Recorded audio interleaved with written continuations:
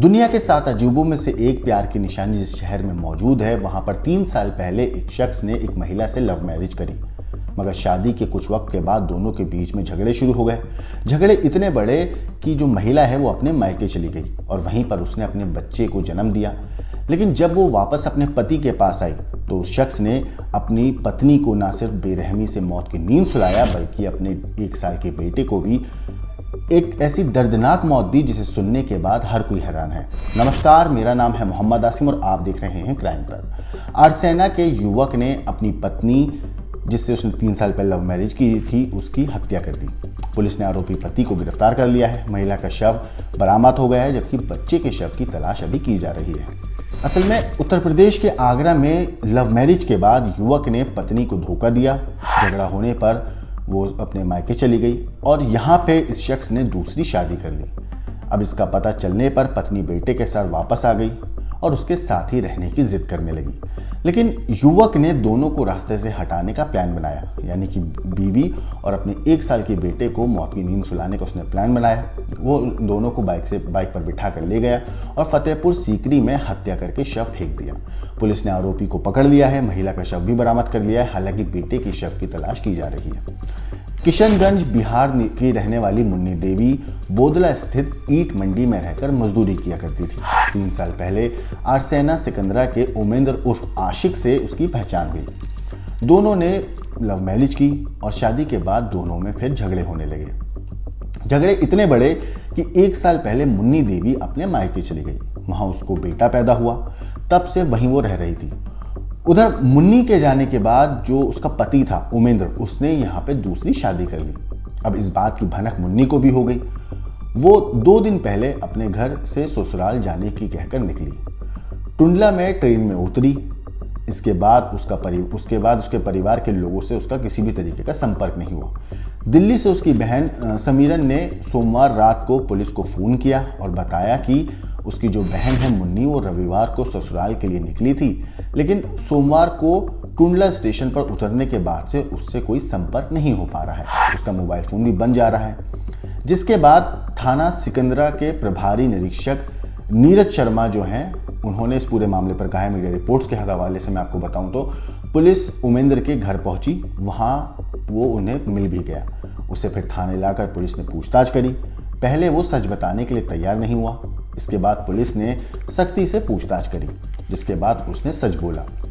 आमतौर पर हर अपराधी यही करता है। पुलिस जब भी उससे पूछताछ करती है तो पहले वो बात को घुमाता है, टालमटोल करता है, लेकिन जब पुलिस सख्ती से पूछताछ करती है तो पूरा सच बताता है। पुलिस की पूछताछ में उमेंद्र ने बताया कि मुन्नी के जाने के बाद दूसरी शादी उसने कर ली थी। वो नहीं जानता था कि मुन्नी वापस आ जाएगी। उसे पता चल गया और वो लगातार फोन करके गाँव आने की कह रही थी। इससे वो परेशान था। पहले से दूसरी शादी कर चुका था।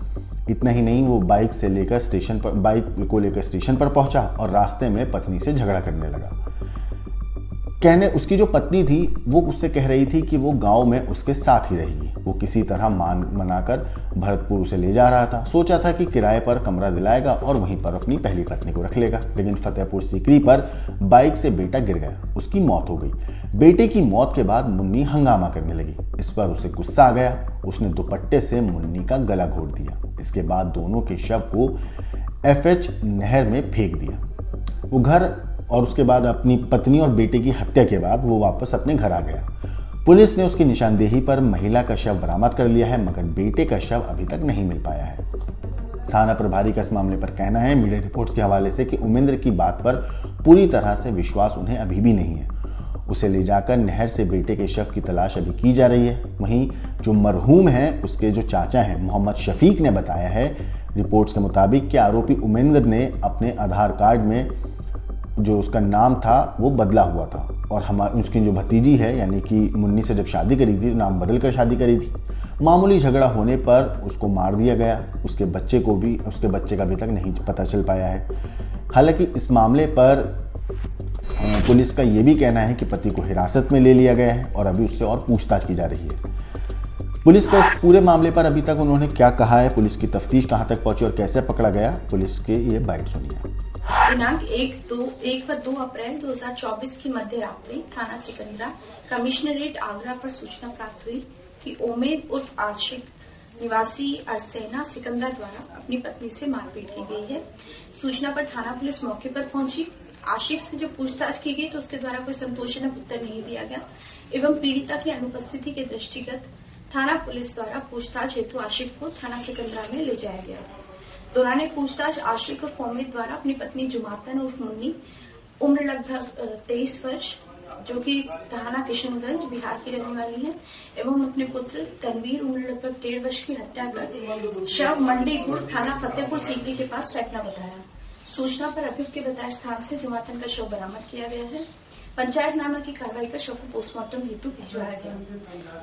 विस्तृत पूछताछ पर आशिक ने बताया कि करीब 3 वर्ष पूर्व जुमातन के साथ उसकी शादी हुई थी, जिससे एक पुत्र 1.5 वर्ष का तनवीर हुआ था। करीब 1 वर्ष पहले जुमातन अपने मैके बिहार चली गई थी। इसी दौरान तनवीर के द्वारा दूसरा विवाह कर लिया गया था। इसी बात से नाराजगी चल रही थी और आपस में काफी मनमुटाव था।